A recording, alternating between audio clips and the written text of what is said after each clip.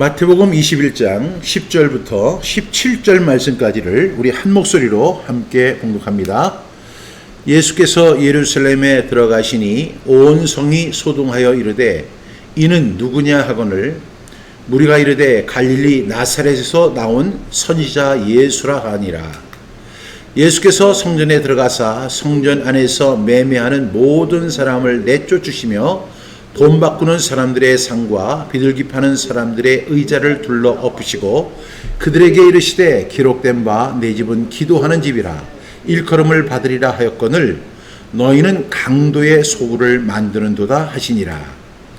맹인과 저는 자들이 성전에서 예수께 나아오매 고쳐주시니 대제사장들과 서기관들이 예수께서 하시는 이상한 일과 또 성전에서 소리질러 호산나 다윗의 자손이 하는 어린 아이들을 보고 노하여 예수께 말하되 그들이 하는 말을 듣느냐. 예수께서 이르시되 그렇다. 어린 아이와 젖먹이들의 입에서 나오는 찬미를 온전하게 하셨나이다 함을 너희가 들어본 일이 없느냐 하시고 그들을 떠나 성 밖으로 베다니에 가서 거기서 유하시니라. 아멘.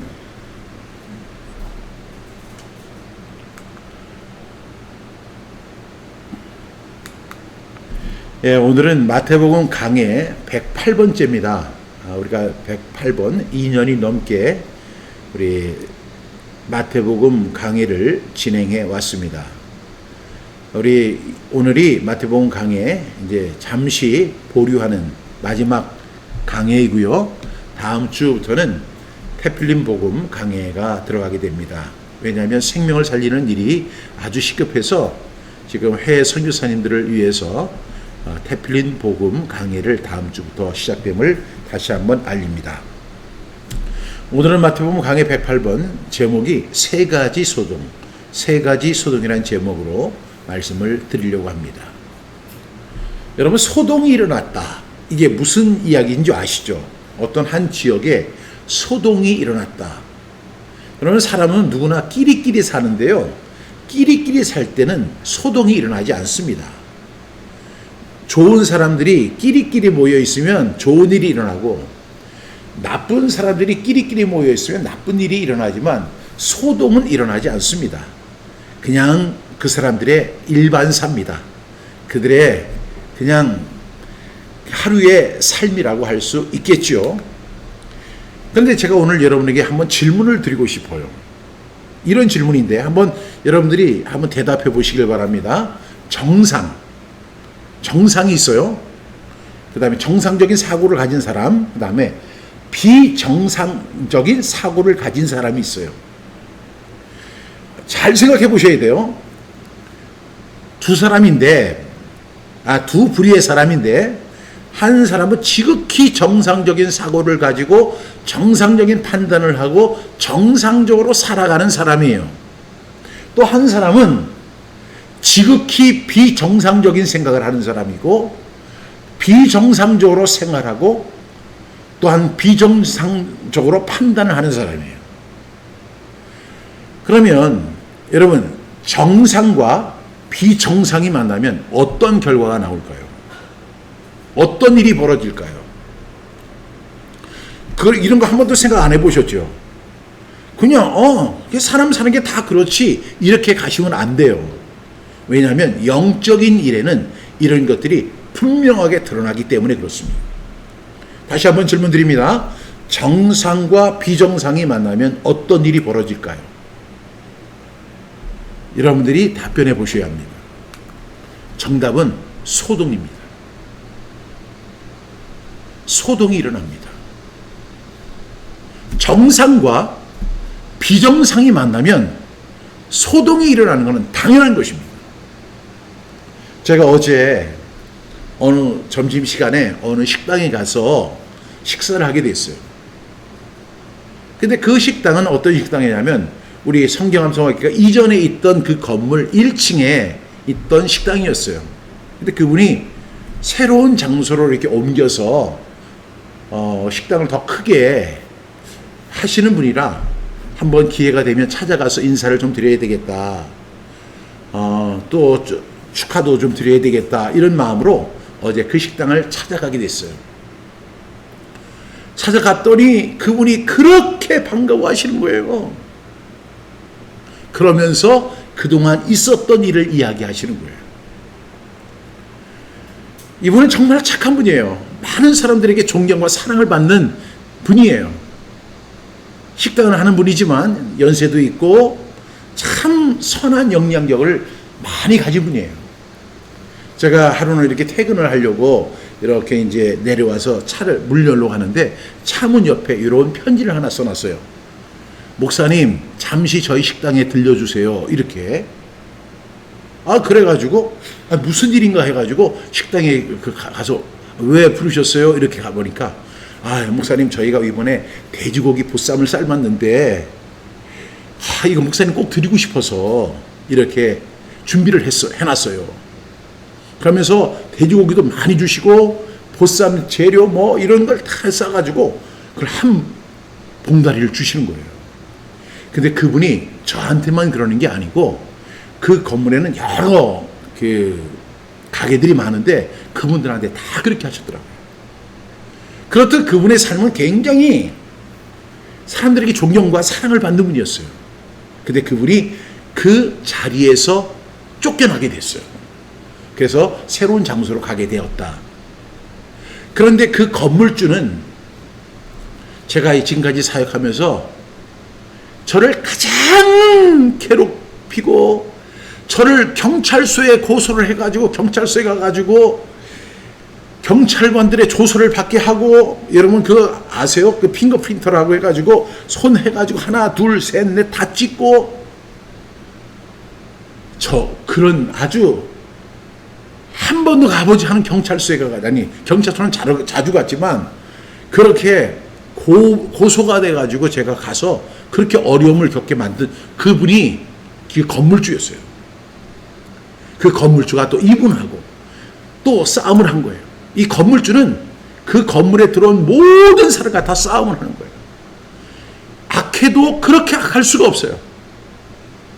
그런데 놀라운 사실이 있어요. 그분이 어떤 분이냐면 소망교회 권사님이라는 거예요. 그렇게 큰 교회, 대형 교회, 그리고 한국을 대표하는 교회에 권사님이라고 엄청 자부심을 갖는데, 제가 이렇게 보니까 그 권사님이 서울에 있다가 한번 내려오면 올 때마다 그 세입자들과 충돌을 하는 거예요.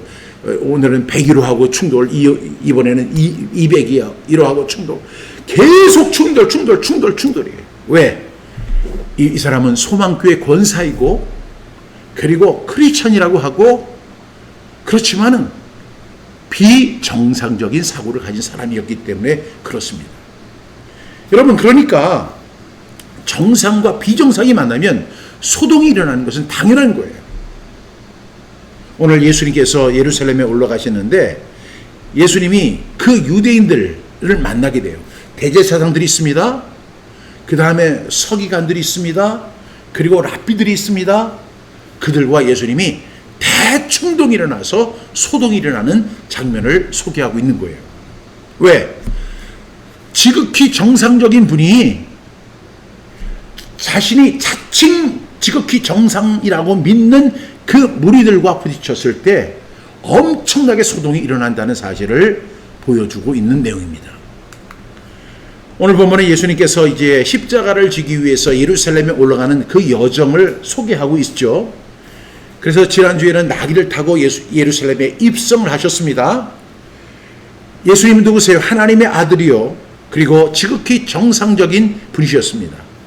그런데 놀라운 사실은 그 당시에 있는 그 대제사장들과 서기관들과 바리새인들과 사두개인들과 그리고 랍비들, 이런 사람들은 어떤 사람들이었냐면 자신들은 정상이라고 생각했는데 사실은 비정상이었어요. 그래서 예수님과 뭐가 일어나요? 충돌이 일어나고 그로 인해서 소동이 일어나는 장면을 오늘 함께 말씀을 나누려고 합니다. 여러분, 지금 크리스천들도 자기 자신이 정상이라고 생각하는 사람들이 대부분일 거예요. 제가 이렇게 물어본다고 하면 여러분은 정상이세요? 그러면 저 정상입니다. 나는 예수를 믿기 때문에 정상입니다. 나는 성경을 읽습니다. 나는 성경을 암송합니다. 나는 천국에 가는 사람입니다. 그리고 예수님을 안 믿는 사람들을 향해서는 당신들은 예수도 안 믿고 지옥 갈 사람들이지만 나는 예수 믿고 천국 가는 사람이야.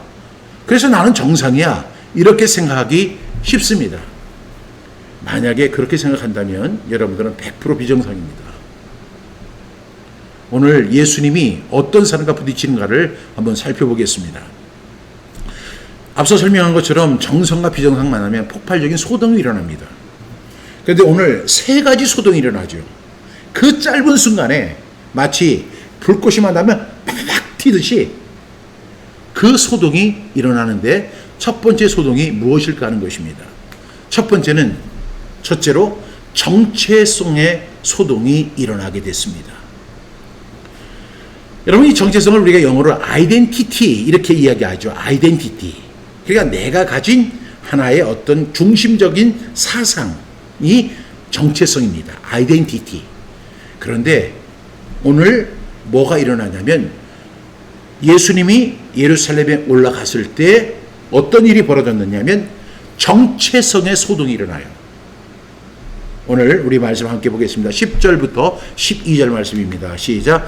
예수께서 예루살렘에 들어가시니 온 성이 소동하여 이르되 이는 누구냐 하거늘 무리가 이르되 갈릴리 나사렛에서 나온 선지자 예수라 하니라. 여러분 보세요. 예수께서 어디에 들어가셨어요? 예루살렘에 들어가셨어요. 예루살렘에 들어가신 거예요. 예수님이 우리가 지난주부터 계속 예루살렘에 들어가시는 목적에 대해서 설명을 해드렸어요. 이 예수님은 십자가를 지기 위해서 예루살렘에 들어가셨습니다. 그런데 어떤 일이 벌어졌어요? 온 성이 소동했다는 거예요. 왜 이런 일이 벌어졌을까? 예수님 어떤 한 개인이 예루살렘에 들어갔다고 해서 소동이 일어날 일은 없는 것이죠. 만약에 여러분들이 갑자기 다른 도시에 갔다고 해서 그 도시에서 소동이 일어날 일은 없어요. 근데 예수님께서 예루살렘에 들어갔는데 그것도 한 몇몇 사람이 아니고 오늘 본문에 보면 온 성이 소동하여 이르렀다는 거예요. 온 성이 소동한 거예요. 그러면서 이 사람들이 하는 질문이 뭐예요? 이는 누구냐? 이것이 바로 정체성의 문제예요. 너 도대체 누구야? 하는 정체성의 문제가 불거진 거예요. 그러니까 그 무리들은 이렇게 대답을 하죠. 갈릴리 나사렛에서 나온 선지자 예수라 하니라. 이것을 질문하는 사람들이 누구냐면 바리새인, 대제사장들, 서기관들, 랍비들입니다. 다시 말하면 지금으로 말하면 우리 그냥 일반 목사님들보다도 우리 예를 들어서 예수장로회 총회장, 감리교 총회장, 성결교 총회장, 침례교 총회장 이런 사람들이 다 모여가지고 저놈 누구야 저놈 이렇게 이야기를 하는 거예요. 여러분 이것이 바로 정체성의 혼란이에요. 지금 여러분 우리는 예수님을 누구로 알고 있어요? 하나님의 아들이세요. 하나님의 아들이 이 세상에 오신 거예요. 그들은 누구를 믿고 있죠? 하나님을 믿는 사람이에요. 하나님을 믿는 사람들이라면 예수님이 하나님의 아들 되심을 어떻게 해야 돼요? 알아야 돼요. 그런데 그들은 오히려 저 사람 뭐야? 온 성이 소동하도록 우리 예수교 장로회 총회가 감리교 총회, 순복음 총회, 침례교 총회가 다 소동을 해가지고 저거 뭐야? 마치 신천지 아니야?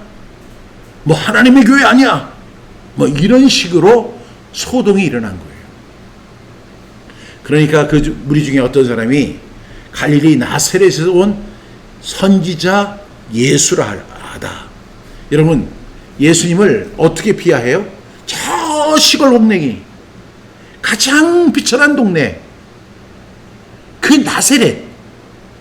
그래서 예전에 나다네일이 무슨 얘기를 해요?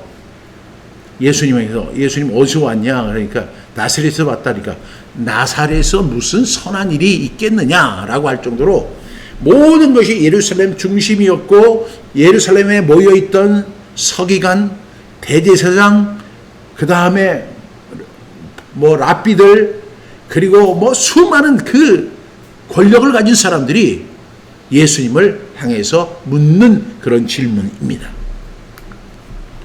여러분, 이는 누구냐 하는 질문이 핵심인데, 네가 뭔데 우리 공동체 속으로 들어오는 거야? 네가 뭔데 감히 나사렛에서 예루살렘으로 들어오는 거야? 예수님이 누군지를 모르는 그 무리들의 혼란이 일어납니다. 여러분, 여기는요, 하나님을 예배하는 것이고 그들 모두가 하나님의 백성이라고 자부하고 있는 곳입니다. 그렇다면 그들은 어떻게 해야 돼요? 내 눈을 열어서 주의 귀한 빛을 보게 하옵소서 하면서 예수님이심을 알고 예수님 무릎 앞에 무릎을 꿇고 예수님 어서 오십시오, 이렇게 해야 되는 거죠. 그런데 그들은 이는 누구냐 하고 비하하는 질문을 하고 있는 것입니다. 그로 인해서 생긴 소동입니다. 오늘날도 문제가 뭐냐면, 교회를 다니기는 다닙니다. 크리스찬입니다. 직분도 받았습니다. 신앙생활도 꽤 한지 오래됐습니다. 교회에서 하는 그 봉사활동이나 이런 일에도 적극적으로 참여합니다. 그리고 주변에 있는 사람들로부터 저 사람은 교회 다니는 사람이야, 하나님 믿는 사람이야 하는 평가도 받습니다. 그런데 그게 하나도 중요하지 않아요. 정말로 중요한 것은 뭐냐면 예수님과 나는 어떤 관계인가 하는 거예요. 정말로 예수님이 나의 구주인가? 예수님이 나의 주인인가?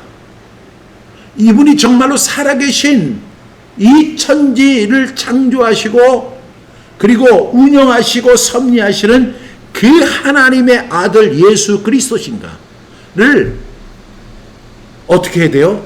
고백해야 돼요. 근데 고백하기 위해서는 뭘 해야 되죠? 알아야죠.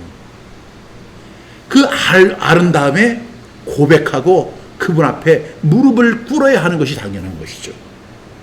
그런데 교회는 다녀요. 신앙생활 열심히 해요. 새벽기도에도 나가요. 이번 특별 새벽기도에도 이번 한 번도 안 빠지고 다 참여했어요. 헌금생활해요. 11조 생활도 해요.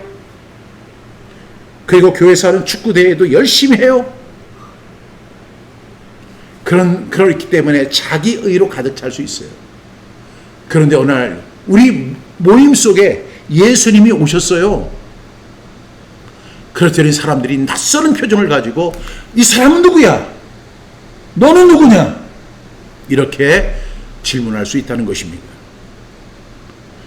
그런데 가만히 생각해 보세요. 이렇게 질문하는 그 자체가 굉장히 부정적인 거예요. 왜 그러냐면 자기들이 아무리 뚱눈이고 아무리 뚱기를 갖고 있다 하더라도 예수님께서 갈릴리, 가나 수많은 지역에서 병자들을 고치고 죽은 자를 살리고 나병한 자를 깨끗하게 하고 눈먼 장인들, 맹인들의 눈을 뜨게 하시고 떡 5개와 물고기 2마리로 5,000명을 먹이신 그 사건을 다 전해 들은 사람들이에요.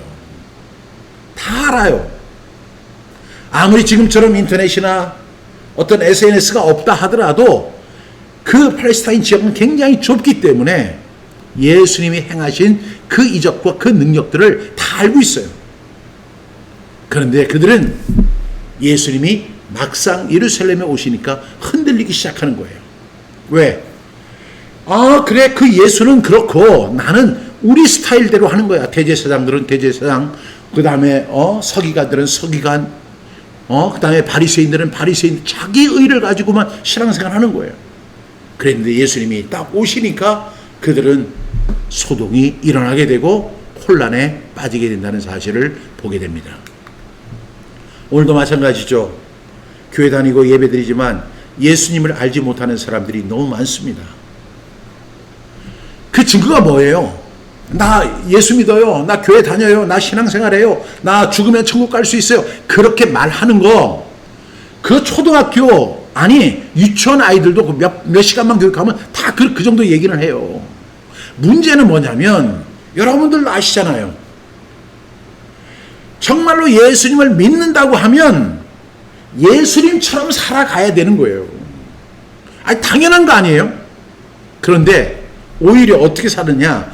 예수님을 믿는다고 하는데 예수님 정반대의 삶을 살아요.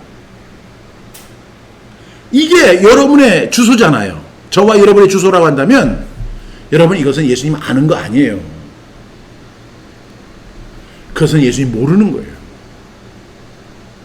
정말로 나는 예수님이 너무 좋은 거예요. 예수님이 나의 구세주예요. 예수님이 나의 주님이에요. 그러면 나는, 여러분 드라마에서 보면 그 종은, 주인이 이봐라, 그 작은 목소리에도 귀를 기울이고 있어요. 예, 여기 있습니다. 너 가서 물 좀 떠오느라. 예, 알겠습니다. 물 들어가요. 너 가가지고 저 사람에게 이 소식을 전해라. 거기가 뭐 가는 길에 무슨 강이 있고 바다가 있고 뭐 그것을 갖다 방해하는 사람이 있어도 그걸 뚫고 들어가서 그 소식을 전하는 거예요. 여러분, 이게 그 주인을 삼고 있는 거예요. 예수님이 우리의 주인이라고 하는데, 예수님이 사랑하라, 예수님이나 하세요. 하나도 그렇게 살지 않아요. 이 사람들은요, 예수님을 모르는 사람들입니다. 이런 사람 사이에 진정으로 예수님이 오시면 무엇이 일어날까요? 소동이 일어나게 됩니다. 내가 가지고 있는 가치관, 내가 가지고 있는 습관, 내가 가지고 있는 우상이 그대로 있어요. 근데 예수님은요, 그걸 하나도 용납 안 하세요. 근데 그 소동은 파괴를 위한 소동이 아니라 참된 구원을 향한 각성이라는 사실을 여러분들이 꼭 기억할 수 있기를 바랍니다. 불행한 것은요, 그런 사람조차 찾기 어려운 것이 한국 교회의 현실입니다. 두 번째로 어떤 소동이 일어났죠? 예배의 소동이 일어났어요. 우리 12절 13절 말씀 자세히 읽어보겠습니다. 예수께서 성전에 들어가사 성전 안에서 매매하는 모든 사람을 내쫓으시며 돈 바꾸는 사람들의 상과 비둘기 파는 사람들의 의자를 둘러 엎으시고 그들에게 이르시되 기록된 바 내 집은 기도하는 집이라 일컬음을 받으리라 하였거늘 너희는 강도의 소굴을 만드는도다 하시니라. 여러분, 이 성전에서 지금 뭐를 하냐면 사람들이 상과 비둘기 파는 그런 사람들이 거기서 장사를 하고 있는 거예요. 여러분, 예수님이 성전에 들어가시니까 성전에서 매매하는 사람들이 많은 거예요. 그러면 여러분, 성전은 어떤 목적으로 지어졌죠? 매매하기 위해서, 비둘기를 사고 팔기 위해서 존재하는 것이 아니에요. 그런데 그 사람들은 그것을 어떻게 하고 있어요? 당연히 그렇게 하고 있는 거예요.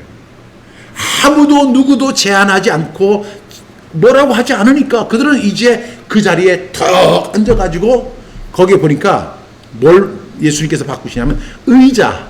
여러분, 의자라는 게 뭐예요?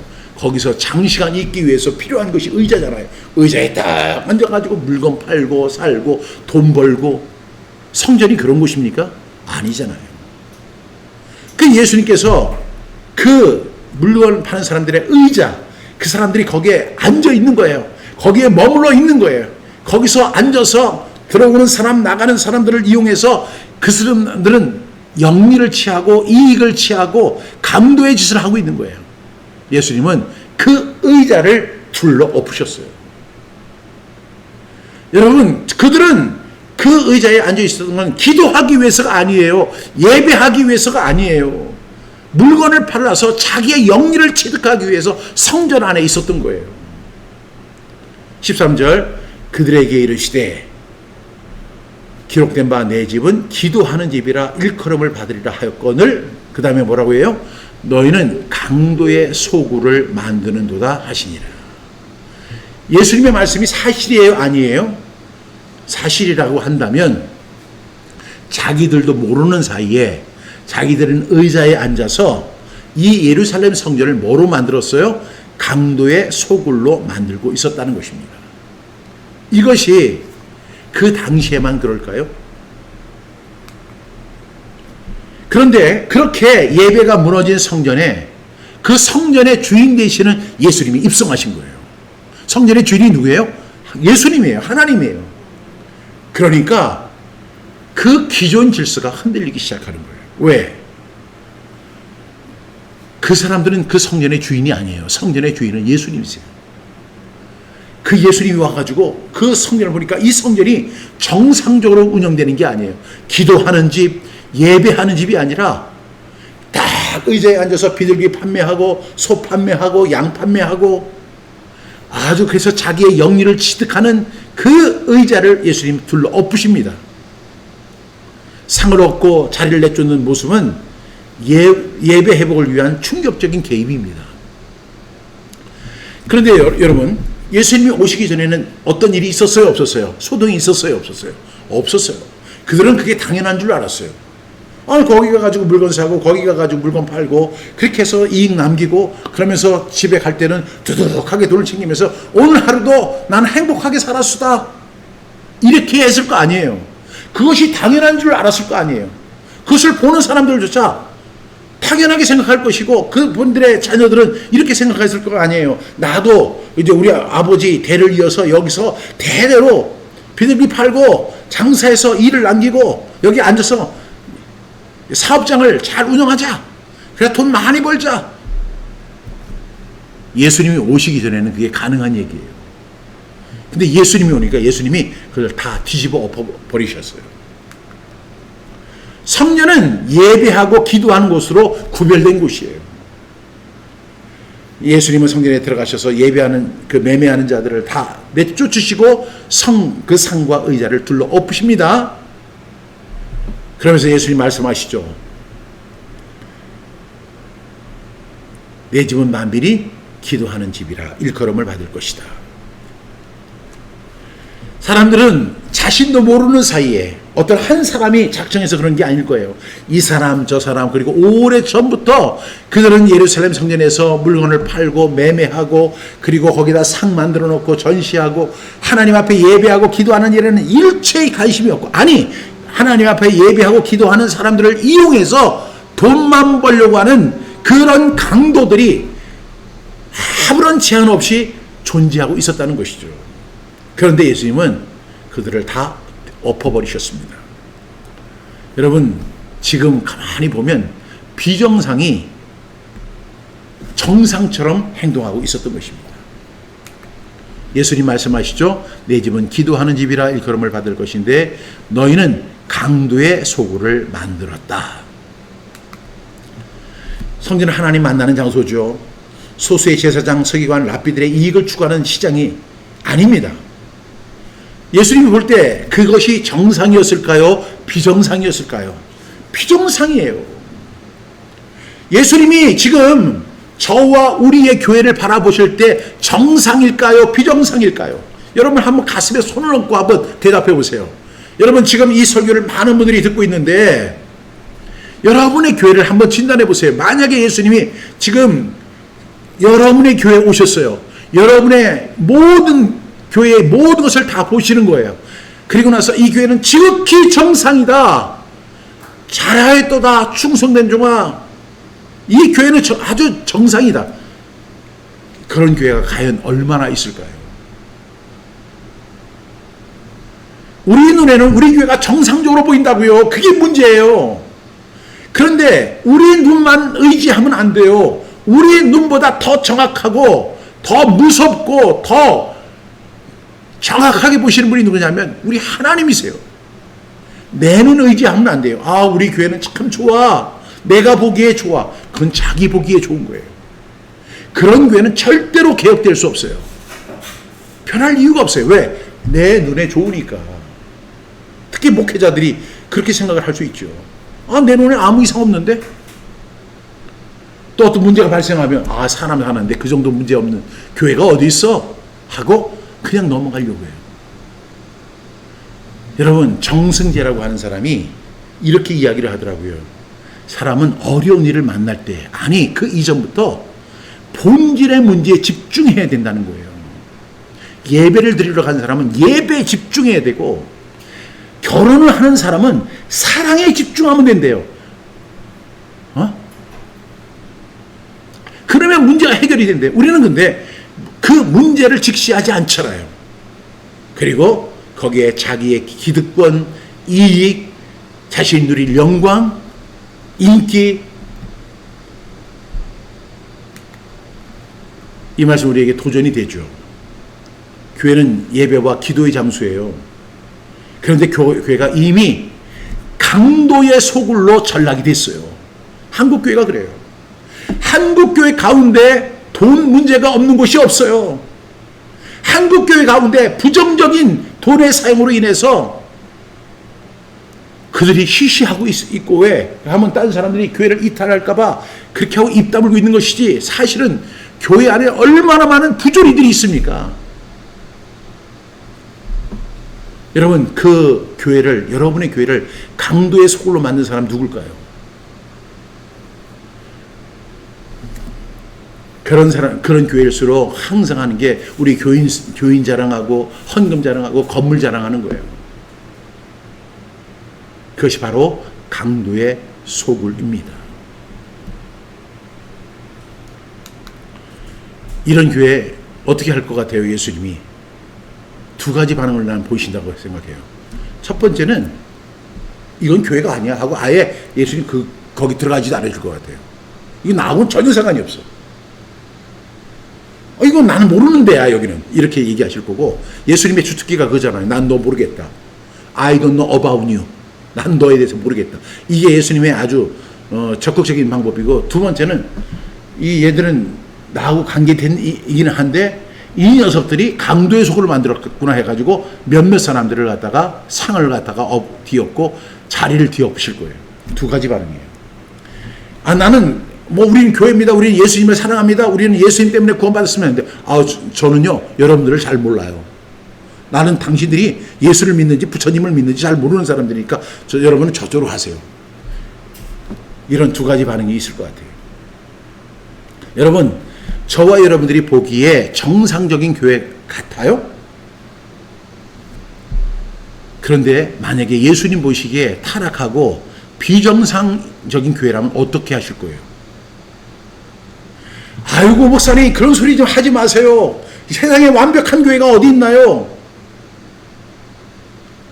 사람이 사는 데는 다 그렇게 불의가 있고 그 슬픔이 있고 그런 문제가 있는 거죠. 인정해요. 그런데 그러면 안 되죠. 왜냐하면 그 교회는, 만약에 그 교회가 주님의 교회라고 한다면 여러분은 그렇게 하실 수 없는 거예요. 여러분들이 일반 회사에 들어가가지고 자기 마음대로 할 수 있어요? 아니면 여러분들이 공무원인데 주민센터에서 근무하는데 거기에 있는 돈을 갖다 여러분들이 단 한 푼이라도 횡령할 수 있어요? 아니, 내가 공무원으로서 구급 공무원인데 내가 주민센터에서 근무하는데 거기에 지금 오늘 한 3천만 원 그 세금이 들어왔더니 그거 내가 아이고 내가 쓰고 좀 봐야 되겠다, 이렇게 할 수 있어요? 여러분, 주민센터도 안 되고 공무원도 안 되고 회사에서 그러면 당장 감옥에 가요. 근데 왜 교회 안에는 교회는 그렇지 못할 거예요? 교회는 정화되어야 된다는 사실을 우리가 꼭 기억할 수 있길 바랍니다. 세 번째 소동은 뭐예요? 찬양의 소동이 일어납니다. 우리 14절부터 16절 말씀 자세히 읽어보겠습니다. 맹인과 저는 자들이 성전에서 예수께 나오매 고쳐주시니 대제사장들과 서기관들이 예수께서 하시는 이상한 일과 또 성전에서 소리질러 호산나 다윗이시여 하는 어린이들을 보고 노하여 예수께 말하되 그들이 하는 말을 듣느냐. 예수께서 이르시되 그렇다. 어린아이와 젖먹이의 입에서 나오는 참미를 온전하게 하셨다함을 너희가 읽어본 일이 없느냐 하시고. 여러분, 14절에 보니까 예수님은 항상 주특기대로 맹인, 다리 저는 사람, 지금 우리 한국에는 다리 저는 사람이 없잖아요. 근데 예전에 소아마비로 해서 다리 저는 사람들 굉장히 많았어요. 우리나라에도. 근데 그 당시에는요, 더 많았어요. 소아마비 환자. 그래서 오히려 정상적인 사람이 없을 정도였어요. 다 다리를 절었어요. 그러니까 그 당시에는 이 맹인들도 많고 그 당시에는 다리 저는 사람들이 많은데 그 사람들이 얼마나 불편해요. 그러니까 예수님 앞에 와가지고 예수님 고쳐주세요 하니까 예수님이 다 고쳐주시는 거예요. 여러분, 이 일처럼 아름다운 일이 세상에 어디 있습니까? 그런데 그들은 이렇게 평가합니다. 15절. 대제사장들과 서기관들이 예수께서 하시는 이상한 일과, 보세요. 예수님이 지금 맹인들과 이 다리 저는 사람들을 고쳐주시는데, 대제사장들과 서기관들이 보는 관점은 뭐냐면 이상한 일이다, 안 좋은 일이다, 저기 뭐 하는 짓이냐, 이렇게 평가를 한다는 거예요. 이상한 일로 치부하는 모습입니다. 여러분, 이것이 얼마나 이 대제사장들과 서기관들이 비정상인지 아시겠죠? 또 성전에서 소리질러 호산나 다윗의 자손이 하는 어린이들을 보고 어떻게 했어요? 노하요. 아이들은 그냥 감추지를 못하잖아요. 웃음도 못 감추고 슬픔도 감추지를 못해요. 애들은 또 그들은 기쁠 때 막 노래를 불러요. 호산나 다윗의 자손이여 하면서 막 이 어린아이들이 막 거기서 춤을 추고 막 좋아하는 거예요. 그것을 보고 대제사장들은 노했습니다. 화를 냈습니다. 분노했습니다. 그리고 나서 거기서 끝난 게 아니에요. 그들은 뭐라고 그래요? 16절, 예수께 말하되 그들이 하는 말을 듣느냐? 저 소리 지금 듣고 있느냐 하는 거예요. 예수님이 뭐라고 하세요? 이르시되 그렇다. 아기와 젖 먹는 이들의 입에서 나오는 찬미를 온전하게 하셨다 함을 너희가 읽어본 적이 없느냐? 이 말이 어디에 있어요? 구약 성경에 있는 거예요. 이것은 예수님이 오실 때를 대비해서 그 이사야 선지자가 계속 설명했던 부분이에요. 그런데 이 사람들이 성경을 알았던 사람들이라고 자기는 자부했지만 이것이 바로 예수님을 향한 말씀이라는 사실을 알지 못했던 것입니다. 여러분, 이것이 바로 비정상의 모습입니다. 여러분, 병자들이 고침받고 어린아이들이 찬양하니까 성전은 어떤 분위기일까요? 기쁨이 공간이죠. 축제 같은 거예요. 아니, 생각해보세요. 평생 맹인으로 살던 사람이 눈이 뜨여지고, 평생 다리를 절던 사람이 다리가 온전해지고, 어린아이들은 노래하고, 그 분위기가 얼마나 좋은 거예요. 그런데 그 종교 지도자들은 기뻐하지도 않고 매우 분노하고 있는 모습을 보게 됩니다. 여러분, 정상이에요? 비정상이에요? 이렇게 주님이 오시면 두 부류로 나눠요. 기뻐하는 무리, 그리고 분노하는 무리. 여러분은 어떤 부류에 들어갈까요? 기뻐하는 무리, 분노하는 무리. 아멘. 정상이라면요, 여러분이 정상이라면 그 하나님의 역사다 이거. 사람이 할 수 있는 일이 아니야. 하나님이야. 하나님께서 하시는 일이야. 내가 저분은 잘 알지 못하지만 분명히 하나님이 보내서 이렇게 오셔서 이 맹인들을 고쳐주시고 눈먼 사람들을 뜨게 하시고 그 다음에 이 다리 저는 사람을 갖다 걷게 하시는 거야. 정상적인 사람이라면 그렇게 봤을 거예요. 그러나 대제사장들과 서기관들과 바리새인들은요, 이미 마음에 딱 정해놓은 거예요. 하나님이 직접 내려와서 내가 하나님이다 이렇게 해도 안 믿어 이렇게 하려고 작정하고 있는 거예요. 지금 여러분, 이게 제일 문제예요. 굳어있는 마음, 자기 편견이에요. 그게 비정상의 모습이에요. 양심의 화인을 맞아서 하나님이 하나님 되심을 보여줘도 나 인정 못해. 내가 생각하는 하나님은 이런 하나님이고 내가 생각하는 기대하는 하나님은 이런 하나님이야. 그런 하나님 다 쓸모없어. 나를 위해서 십자가에 달려 돌아가시는 예수님 필요 없어. 나 부자 되게 하고 나 잘 먹게 해주고 나 한 500년 살게 해주고 우리 새끼들도 다 잘 되게 하고 이런 하나님 원하는 거지. 내가 무슨 나를 위해서 내가 무슨 죄를 졌다고 나를 위해서 십자가에 달려 돌아가셔. 말도 안 되는 소리 하지 말고 필요한 걸 달란 말이야. 이것이 바로 대제사장들의 모습이에요. 그러니 예수님이 오셔서 그렇게 축제 같은 분위기를 어린아이들과 그 맹인들과 다리 저는 사람들은 그렇게 기뻐하고 즐거워하고 좋아하는데 그들은 분노를 일으키고 화를 내고 예수님을 공격하는 거예요. 그로 인해서 뭐가 일어나요? 소동이 일어나게 되는 것이죠. 주님은 이렇게 설명을 친절하게 해주십니다. 어린아이와 젖먹이들의 입에서 나오는 찬미를 온전하게 하셨다. 진짜 찬양은 이런 거예요. 어린아이와 젖먹이의 입에서 나오는 찬미를 온전하게 하신 거예요.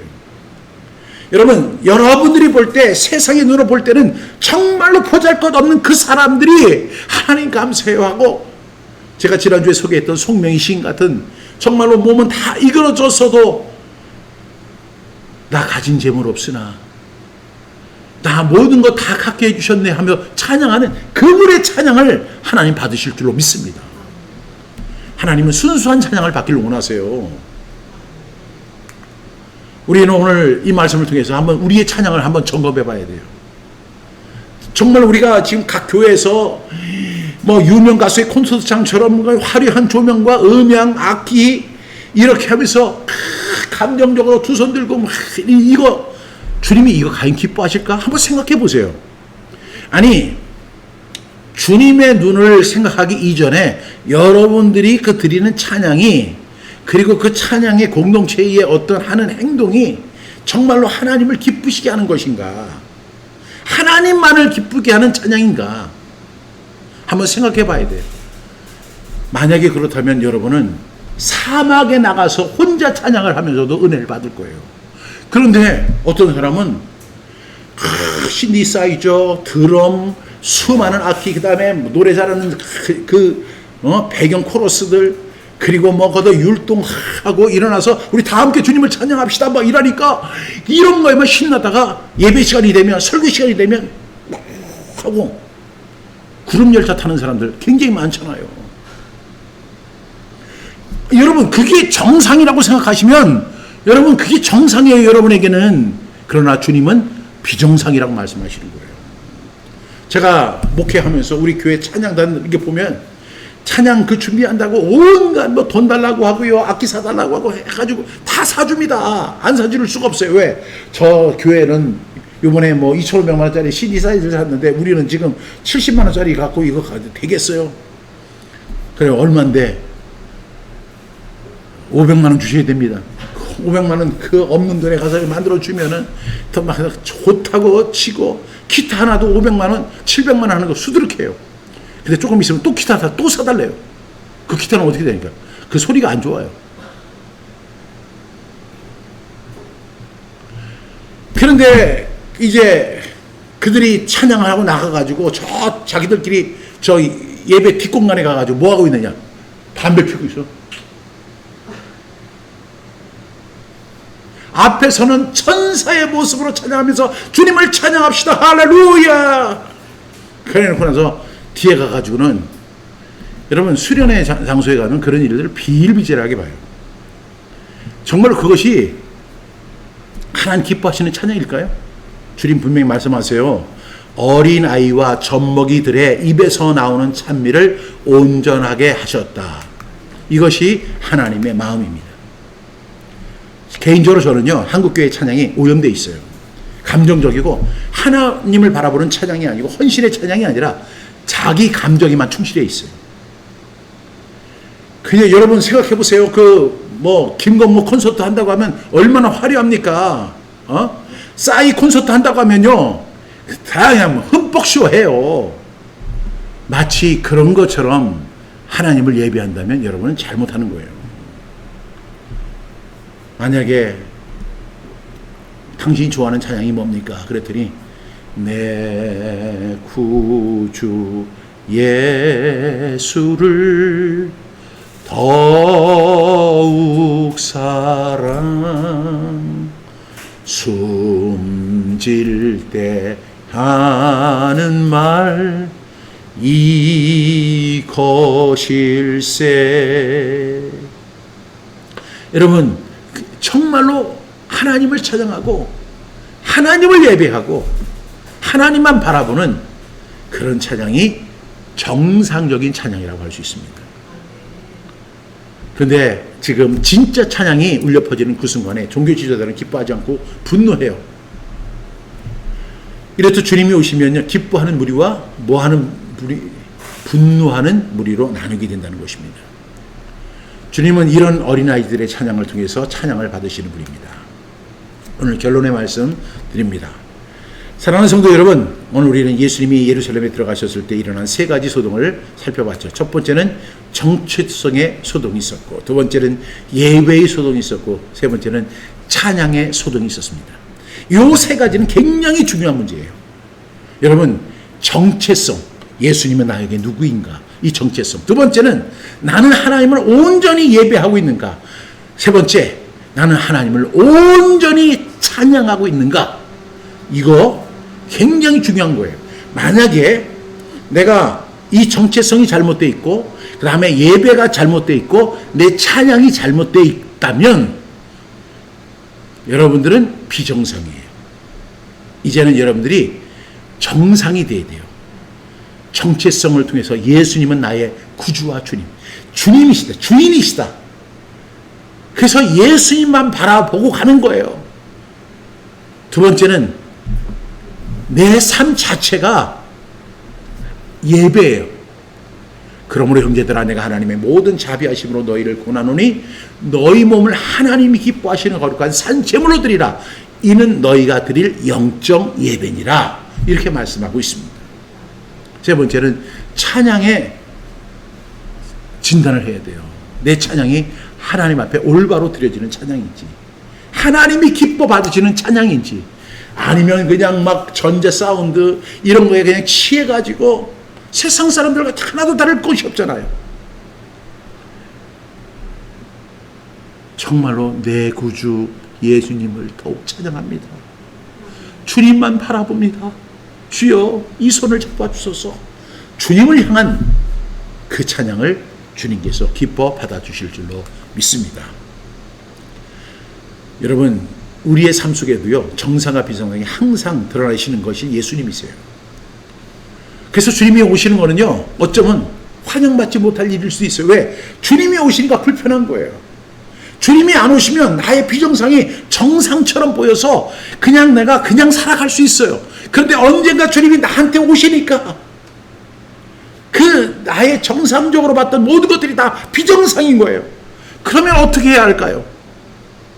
주님 앞에 엎드려야 돼요.